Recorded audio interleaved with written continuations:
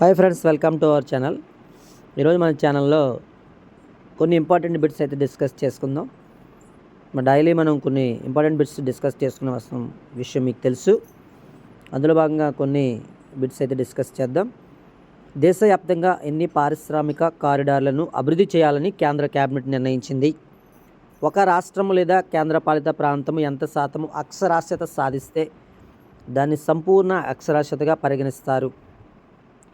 సపనోకి వడాన్ అనే మ్యాగజైను దేనికి సంబంధించింది? ఇటీవల ఏ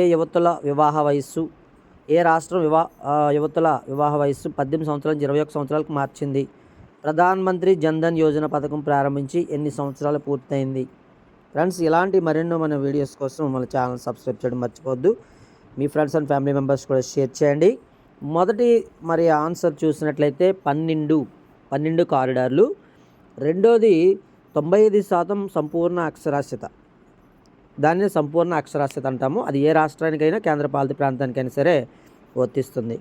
మూడవదిగా సప్నోక వడాన్ మ్యాగజైన్ అనేది అంతరిక్ష విజ్ఞానం, పాఠశాల విద్యకు సంబంధించినటువంటి స్పేస్ సైన్స్ అంటాము, దానికి సంబంధించింది.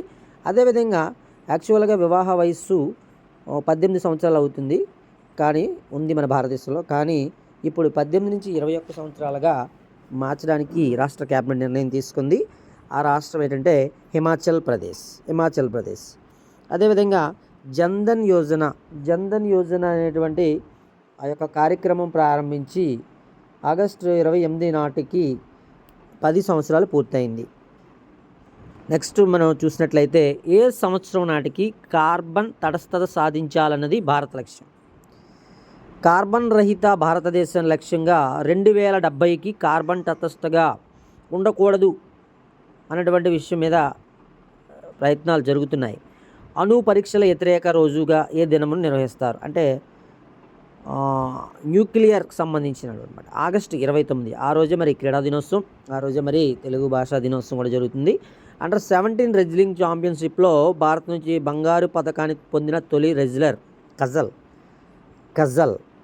ఎన్ఎస్జీ డైరెక్టర్ జనరల్గా ఎవరు నియమితులయ్యారు?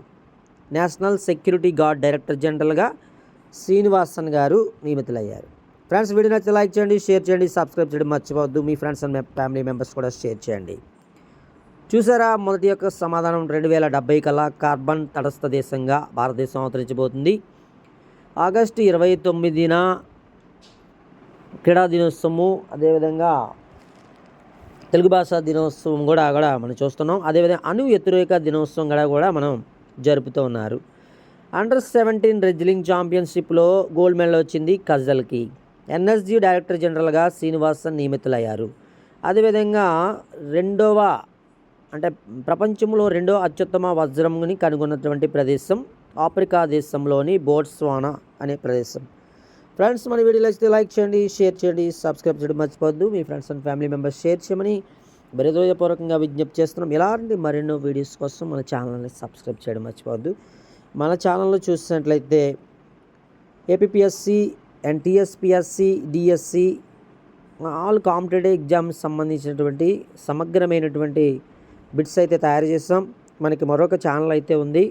అన్ఫార్చునేట్లీ మనం ఆ ఛానల్ని మిస్ అవ్వడం జరిగింది. అందులో వ్యూవర్స్ అండ్ సబ్స్క్రైబర్స్ వాళ్ళని ఒక ఫ్రీగా వారి కంటెంట్ అందించాలనే ఉద్దేశంతో, వారికి ఒక మంచి పౌరులుగా తీర్చిదిద్దాలనే ఉద్దేశంతో, మీకు మంచి ఉద్యోగం రావాలనేటువంటి మంచి దృక్పథంతో మేము ఛానల్ని మళ్ళీ స్టార్ట్ చేయడం జరిగింది. అందుకే ప్లీజ్ సపోర్ట్ అవర్ ఛానల్. మీ పేదవాళ్ళకు ఉపయోగపడేటువంటి ఈ ఫ్రీ కంటెంట్ అందిస్తున్నటువంటి ఈ ఛానల్ మీరు సబ్స్క్రైబ్ చేయడం మర్చిపోవద్దు. లైక్ చేయండి, షేర్ చేయండి, సబ్స్క్రైబ్ చేయండి. మీ యొక్క సపోర్ట్ అయితే చాలా ఇంపార్టెంట్. మీరు ఎంత బాగా సపోర్ట్ చేస్తే మన ఛానల్ అయితే మాత్రం అంత ముందుకెళ్తుంది. Thank you very much.